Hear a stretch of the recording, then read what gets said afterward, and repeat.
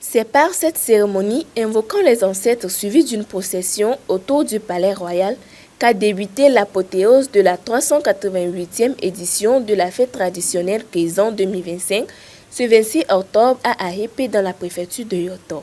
Sous l'autorité de Todbuigan Kamassan Kofi Ahé, roi des Wati, les populations ont célébré cette 388e édition avec enthousiasme. Rappel historique du parcours des Wati depuis l'Éthiopie en passant par l'Égypte, Oyo pour terminer au Togo, le vivre ensemble et la paix à travers Keisan, des points sur lesquels a insisté le roi.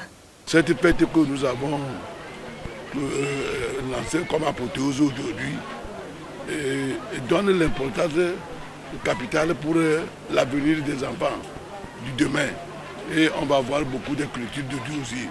On va apprendre beaucoup des choses de nos aïeux. C'est pourquoi nous avons mis thème se lever et accroître de nouveau.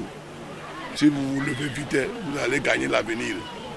Cette cérémonie a donné lieu à un rituel assorti de la consultation de la choriste sacrée, laquelle a révélé des messages bien à l'endroit du peuple Wati qu'à l'endroit des autres composantes de la population. Le message qui est né là, ce n'est pas un message pour mes administrés seulement, c'est un message administré plus les tribus assimilés aussi.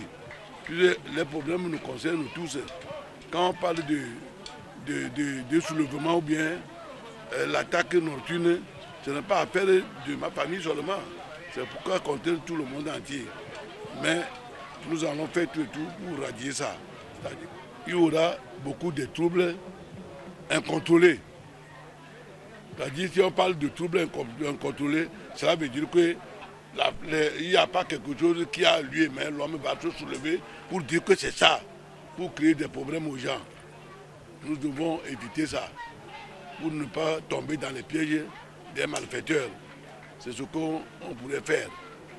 Ce que ça a révélé là, c'est d'être en bloc pour barrer le chemin des ennemis. À l'instar de toute fête traditionnelle, cette 388e édition de la fête Keisan a été une occasion de démonstration du savoir-faire et de la maîtrise de la tradition.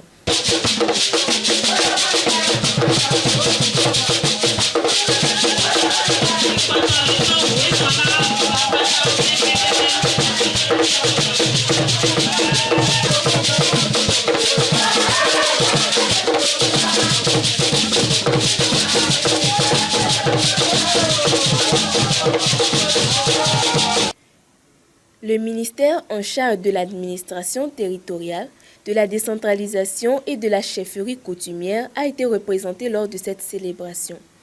Son message a porté autour de l'unité prônée par les premières autorités du pays.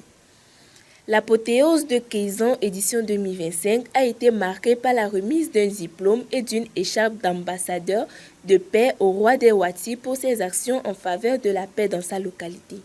L'acte a été posé par la Fédération pour la paix au Togo et dans le monde.